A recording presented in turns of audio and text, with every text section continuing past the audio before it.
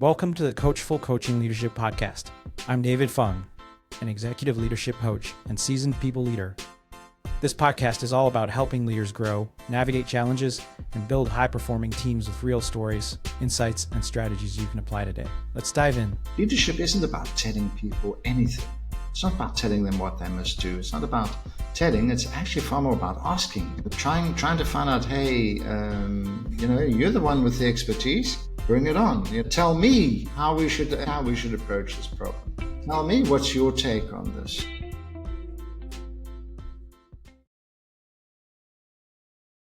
A little bit of banter before we start our podcast, and we're recording now.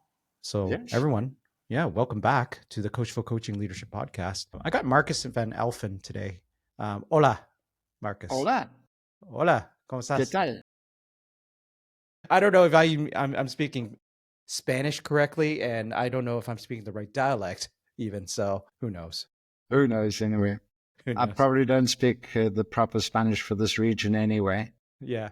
Because a lot of us learn it from Duolingo, and that's South American Spanish. Oh, is it? Yes. It's not Spanish. I did not know that. So Duolingo teaches South American Spanish. Yes. Okay. So you said you're hunkered down in Spain right now. Mm-hmm. Sounds very tough what you're going through.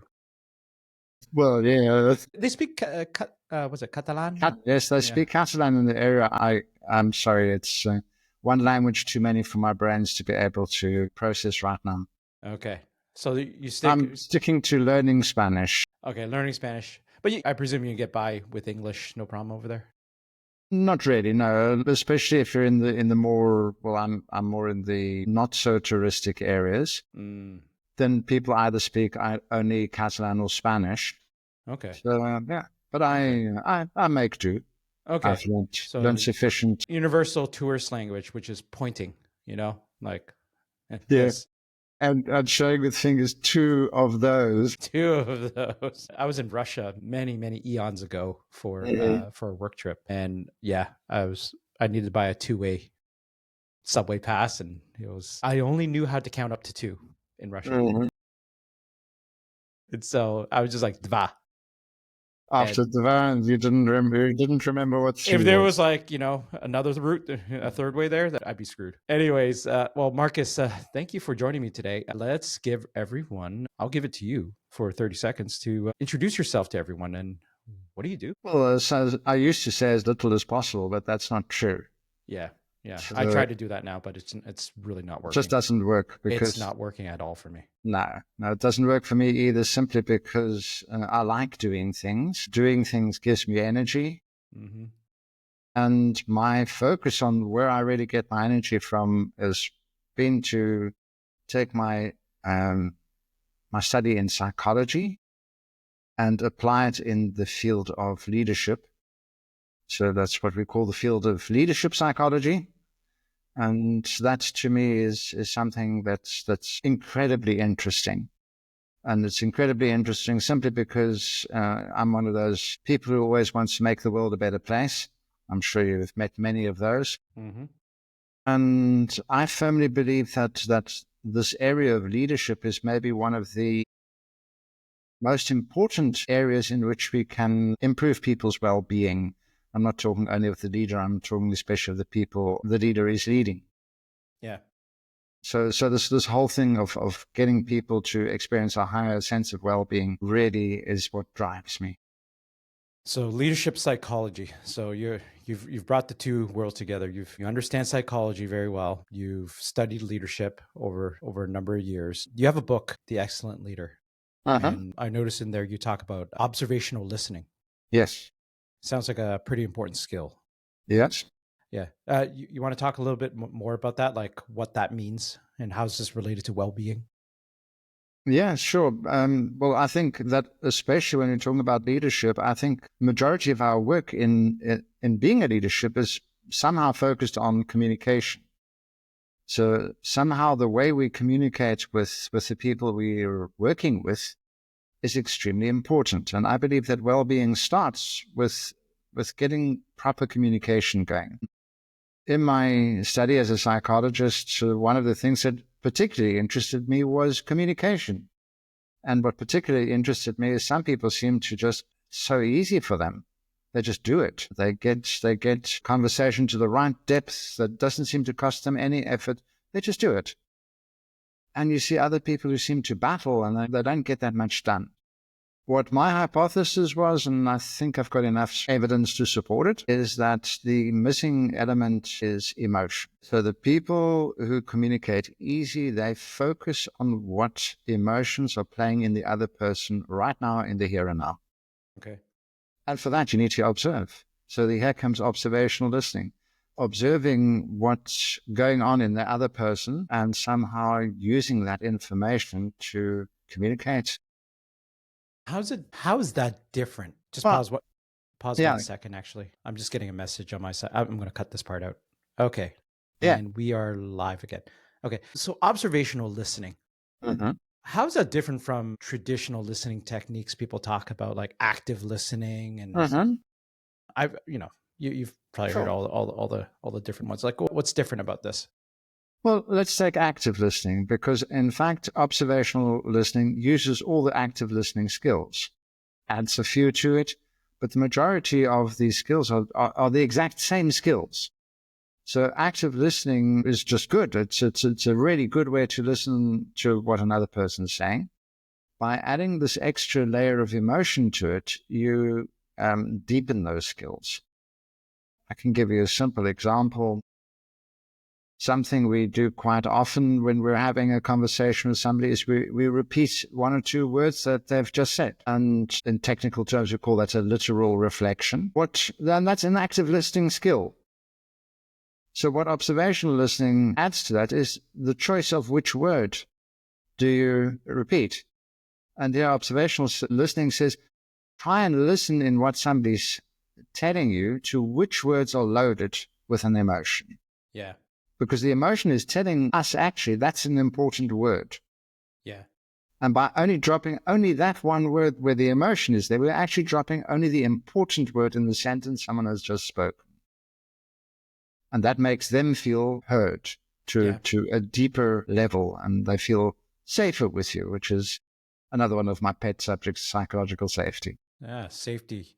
Yeah, it's reflection is like reflecting what you heard from someone is like I know I'm trained as a coach, and that is one of the things that you practice a lot and learn the subtleties and the nuances behind. It's not as simple as like, oh, I heard you say this word many times. Yeah, that's true. It's I'm noticing the emotions behind it, and I think that comes with practice and intuition, and it becomes intuition. But then you also hear about this, like I can't remember the gentleman's name, but he's this famous ex-FBI negotiator. He talks about negotiation, and he talks about like exactly that, like reflecting a key emotion that that the other person was talking about is it's like, hey, it sounds like X is very important to you. Can we agree on that? Get them to say yes. Yes. Right. And that's the start of a great negotiation. So it sounds like you've broken that down. So I guess, like, when you look at what you're trying to do with observational listening, with some of these tactics, technical techniques like reflection, what are you trying to do? What are you trying to change? Well, really, maybe that fits in with what you've just said as well. Is I believe that if you want to be an excellent leader, the thing that you're really looking for is authenticity. So if you're doing something as a little trick just to influence somebody in a way that you want without taking the other person into consideration in this idea, in my terms, that's called manipulation, then I don't think this is the right way forward. So for me, it's in authenticity. So how do you actually teach people to become more aware of what works in their communication? Because really, you said it yourself, you also use these techniques already. So you use these techniques in your coaching practice. I'm not teaching anybody anything new. I'm just making them more aware of exactly what they're doing, fine-tuning that, and allowing that to become part of their natural way of dealing with other people. And when you do that, you are authentic. You create a space which is psychologically safe, where other people feel heard, they feel safe, they feel they're allowed to express what's going on in them. And to me, then you get far more meaningful conversations coming. Yeah.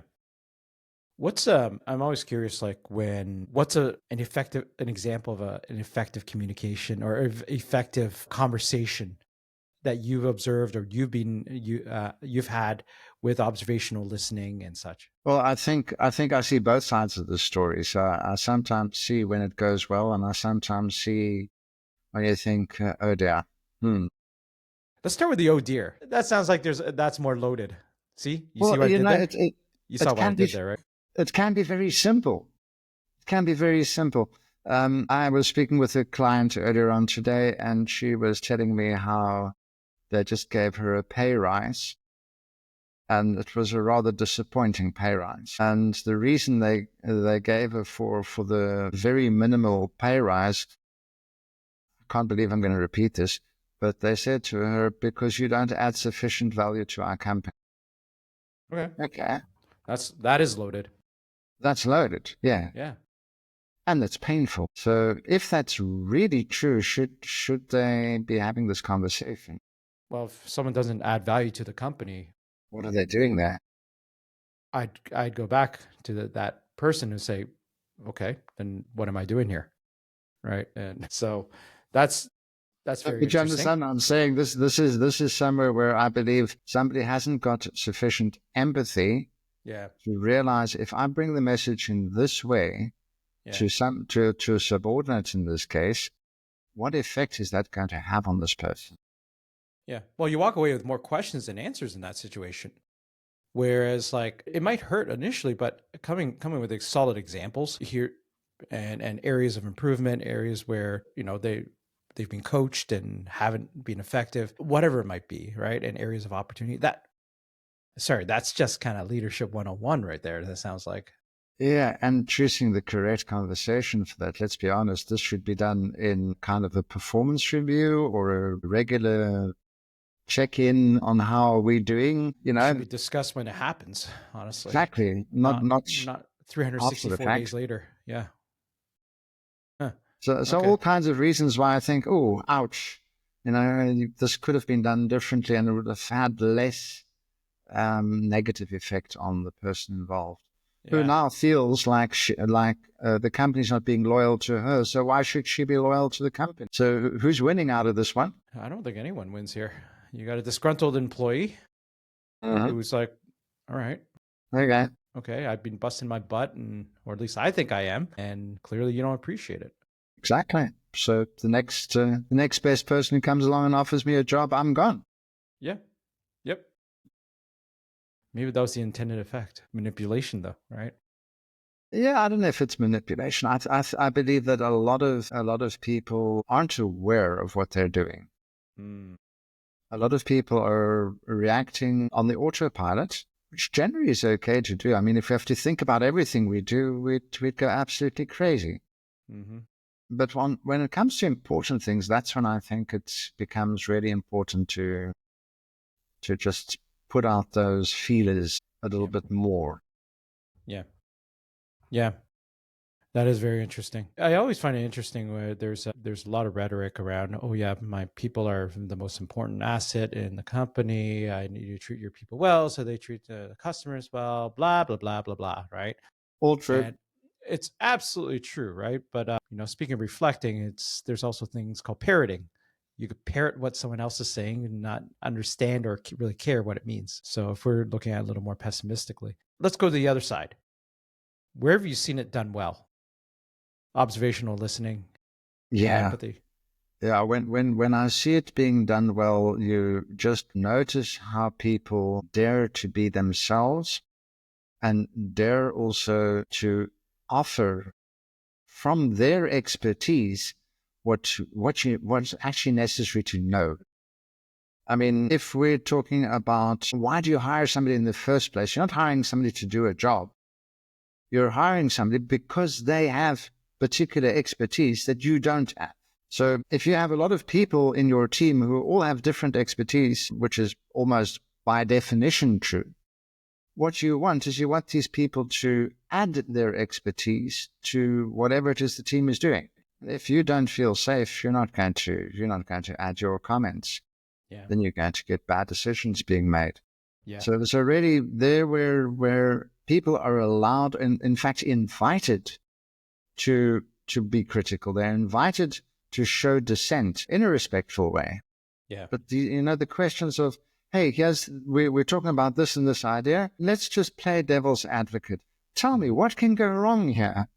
Mm-hmm. Tell me, what are we missing? What aren't we seeing? All these kind of questions in a safe space, that brings up innovative nature out of people to create better solutions. It's such a simple thing to do. And like, look, I've been on the receiving end of those environments where, folks are like, oh, why don't you speak up? And you're like, well, whenever people speak up, like you observe what's happening around you. You're like, there's consequences here. Exactly. Right? Whether you verbalize it or not, and whether you're outright about it or not, you're like, no, there's a lot of freaking consequences in some of these political environments. That's why I'm like, why do you think that person's not speaking up? And like, because they see the shit that happens. It's a no-brainer, isn't it? It's a no-brainer. Like, well, I want people to speak up. I'm like, well, maybe you need to prompt as a leader, prompt the people and to get that out of them and show what you do with that information. Exactly. It's your actions, not your intention, right? Exactly. Intentions are great, but your actions, like, hey, Marcus, I'm curious what your thoughts are on this. Like, where could things go wrong here? And then be curious about some of the points. Be genuinely curious. But when it's like, okay, where can we go wrong? Okay, cool. Okay, thanks, Marcus. Okay, and do nothing with it. Yeah, and do nothing with it. Not being disregarded or criticized immediately, or defense, or defensive about it. Oh no, that's not true for this case. Yeah, you're like, all right, I guess I'll just shut up, right? And so now we're all guilty of doing that at some point. I'm sure I am. Sure. I've done it. I admit it. And as much as I'm being as conscious not to do it. So, but given that, like, when you think of like some of the common pitfalls that leaders face to implementing this framework you have around observational listening, what do you see as common pitfalls and obstacles for leaders to implement this? Might be strange to say it, but I believe that a lot of what we do automatically without sufficient thinking about what the effect of that is. And again, you don't want to think about everything, but especially the important stuff. Reflecting is a skill that's necessary. I believe that the pitfall is that we usually fall back into old patterns. That's our default. So getting ourselves to change our default is probably the largest challenge we're faced with. I have the same. I'll take a simple example, the why question. We love the why question. We love to ask, why this and this and this? Why this and this and this? Whereas when we philosophically think about it, the answer we can usually do absolutely nothing with. Or at best, we can use it as an excuse. Why am I feeling angry? Okay, let's get an answer to that. And now? So this is an example of something that once you become aware of it, you can change your thinking and your language into more saying, okay, the why question is exceedingly interesting when we have to analyze something technical that's happened in the past. Okay, as soon as we talk about human beings, we're not talking about robots anymore. The why question in the past generally is only to excuse ourselves. So it has no real value. It would be better to ask the question, what is this trying to tell me? What is this trying to push me to? How are we going to deal with this in the future? Where is this nudging us towards? All these kind of questions are far more interesting because they're future-oriented and action-oriented. Yeah. Having said this, I know this, and I still notice that as soon as I'm slightly under pressure, I default into asking the why question. Yeah. There's something about the why question. When you ask why, and I've seen articles about this too, like scientific articles about this. It almost brings a person into defense mode. Definitely, especially if it's a why about someone's behavior. Yeah. So why did you do that? It becomes defense, or if you're talking to yourself, like, why am I like this? And then you start excusing yourself, like, well, I was treated badly as a kid and I was bullied and my mom and dad. And that's really going to help you. It's so on one hand, it's good to acknowledge how you were treated or whatnot, but it does not excuse your present and future behavior. And I think that's the difference there. So, And perhaps the question is, why should you excuse something in the first place? mm-hmm, I mm-hmm. mean, what's happened in the past has happened in the past. Yeah. And I think that's the thing that coaching teaches you too, is and how to teach yourself, is using that is, what is this telling you? How can I use this as a fuel to achieve or do the things I want to do? Right. Now I you're a psychologist, so I don't want to minimize the need to understand the past. Right. There is some understanding and unpacking some people need to do. Also, psychologists differ on that one, eh? Really? Yeah.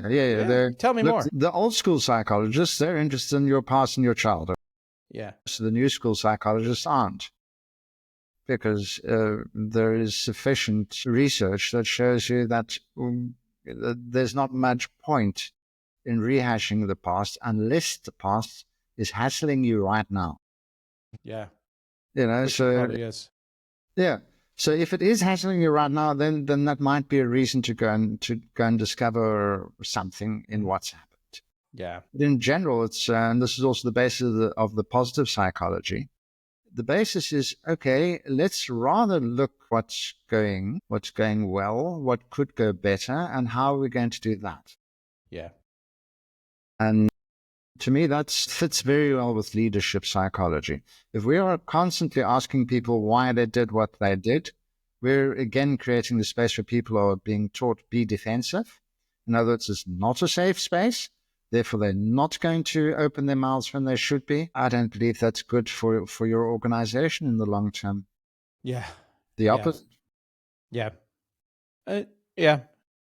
I think there's also value to it. So, you just sparked another thing. Like, they teach you in leadership is, especially when you're going through change, I feel, a transition, transformation, change in strategy. It's like whiplash to the individuals, and you got to explain what's happening, what's the macroscopic view, what's the microscopic view, why were you making this change, and then the why, right? And then why. This is a different kind of a why question. This is a why directed at the future. It is why directed at the future, but it always comes back, Marcus, to what's in it for me. Yeah. It's like, and especially if you're part of a bigger organization. Okay. Hey, we had to lay off X number of people. I lived this, by the way, a few years ago. And the reason why was XYZ, right? And I was actually, I added my own flavor to it, because I go, well, look, here's what was happening in the macroscopic world, things you don't hear in the PR. I'm not telling you anything that's private, but here's all the things happening. And honestly, put yourself in those shoes. Like, what would you do? I'd probably do the same thing, right? And so people are still wondering now, okay, so what's this change? What's in it for me? It looks like I could be next. And it's almost like you have to help people understand, you got to put yourself in, in their shoes, and understand the strategic change and why it's happening, and how it actually could benefit them in the future. So that's very hard. That's a very tough thing to do, especially with human emotions. But my whole point here is that if you are trained on your own positive psychology, if you are trained on positive psychology, you are aware of positive psychology, you can get through those things faster because you're more forward looking. Yeah, maybe that's also. You disagree. Well, I agree and I disagree. This is always the beauty. Sometimes we move through things too fast. And then that, I mean, is we don't take into account human nature. I mean, we need time for things to land and to process before they really become a part of us. And if you take that on the macro level, that's even worse. Simple example, it's been proven as long ago as 1820 scientifically that punishment is the least effective way to change people's behavior. Shucks, I better change the way I do things. But you understand what I'm saying? It's more than 200 years ago. What have we learned from this message? So, and okay, this is macroscopic, but also microscopic. So if you take the individuals also need time for things to process, for things to land. And perhaps that's the other interesting side and that's, I attach this again to leadership. Leadership isn't about telling people anything. It's not about telling them what they must do. It's not about telling. It's actually far more about asking. We're trying to find out, hey, you're the one with the expertise. Bring it on. Tell me how we should approach this problem. Tell me what's your take on this. Tell me what motivates you, because I'm not going to motivate you. You're already coming to work. Mm-hmm. Yeah. No, understood. There's so much change right now that, I think we, as we're speaking right now, by the way, I try not to get myself all wrapped into I think it's garbage, rhetoric, all the things that go on. But, as you think about how our world is shaping up right now, from your point of view, sure, as a European as well, and I guess where could people in the world, anywhere in the world right now, benefit from some of the frameworks and principles that you teach right now? Well, I believe that most people, by far the most people on this planet, are good people, are good at heart. They want the best. They want the best for themselves. They want the best for people around them. They don't have an evil bone in their body, to put it that way. I believe that's the majority of people. So I tend not to look too much at politics and countries and things at that scale, because again, one of the failings of democracy, as far as I'm concerned, is we have a window of 4 years, which means that anything we do is based on a reasonably short term, if you think about it. Yeah. Whereas a lot of the things we would prefer is things that are sustainable in the long term. And this is also where the subject of corporate social responsibility is all about. It's saying, if you want to exist as a company or as an organization in 20 years' time, you need to do something that's sustainable. Because if it's not sustainable, you're not going to last. Simple as that. It's not rocket science. So thinking from this point of view, looking after the people who work for you is the most simple way of ensuring sustainability. If you ensure sustainability on the small scale, it also impacts on the larger scale. And I'm not so much interested in that larger scale. I'm just saying, if more people can come home after a day of work and feel satisfied, feel happy, I'm happy. Then I've done something. And so really, I'm not so worried about the big ideas. I say every challenge we're faced with, whether it is nationwide, whether it is on our planet, whether it is in our community, every challenge also provides opportunity.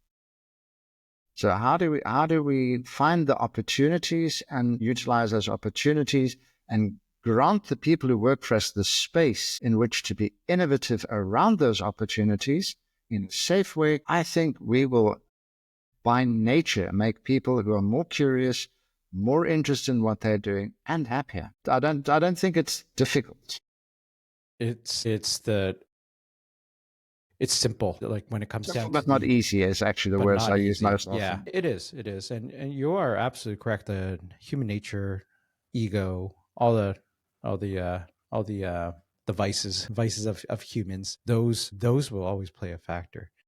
But I guess, like, from everything you learn then over the years, I ask everyone this question: if you had to go back to the 20-year-old Marcus and give him 2 or 3 pieces of advice, and you only had 30 seconds to give him that advice, what would you say to him? Well, maybe I should give some context first. I didn't start as a psychologist. I started as an electrical and electronic engineer. Yep. With that as context, the thing I would say to the 20-year-old Marcus is stop listening to what other people are trying to convince you to do, and find out what you really want to do and go for it.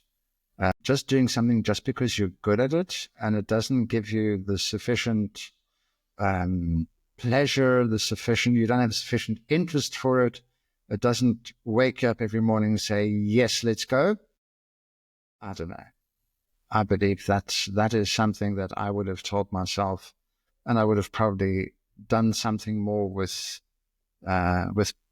actually human nature rather than with the nature of electrons and protons, all those kind of things. They're a lot more predictable than humans. Let me put it to you that way. Yep. Electronics, code, all that. Exactly. I've done software engineering as well. It's predictable. It's more predictable than humans. They listen to you. Sure. Maybe not for long when they become autonomous. So we'll see. That's another conversation for another day. Yeah, we could talk about a lot of subjects. That subject has come up a lot on this podcast. Was just the autonomous nature of, when we actually reach AGI, artificial general intelligence. What would that mean? What could that be? Could it truly replace a human? I don't think maybe it can. But I look at AI and I think, it's technology. Yes, we use technology. If we didn't want to use technology, then you wouldn't have electricity in your house. Let's be quite honest. Yeah. So technology is there to help us. Technology is there to assist us. So where AI can assist us, yes, please. But I think what gets us going, what gets us alive and energized, is making our own challenges and having the faith that whatever the challenge is that we're faced with, we will find the energy to take that challenge on. Okay. Well, with that, one last question, Markus, I ask everyone. What's one question I haven't asked you, but I should have? Well, that's a difficult one because I get the feeling that our conversation has been a very meaningful one. Mm-hmm. So, again, there are so many subjects we could have spoken about. I don't believe that you've missed something. Okay. Well, I'm glad you're coming out with that feeling. Well, Markus, if our listeners need to find you, where can they find you? And also, what are you up to next? Well, they can find me via my website. The website that I'm trying to push the most is excellent-leader.com, simply because that's where they can find links to my books, they can find links to me, and they can find links to my training courses. And the training courses I'm developing are especially to not only get people to read a book and change their awareness, but actually practice the skills that fit with that awareness. And I'm working with several people across the globe to try and make more languages available. Right now, English is the primary language to get available. And after that, we're looking also into bringing a Turkish version out. There's a Dutch version out. Okay. One day, Spanish version. So, yeah. For now, enjoy their wine and their food. Exactly. Well, Markus, it's been a good time spending with you here. Thank you very much for making the time today and sharing your knowledge with me and challenging me, and as well as giving this beautiful insight to our listeners. So, Markus, have a good day. Thank you for having me, especially. Yeah, my pleasure. Well, look, Markus, have a good day. We'll be in contact soon. Yes, have a lovely day. That's a wrap on this episode of the Coachful Coaching Leadership Podcast.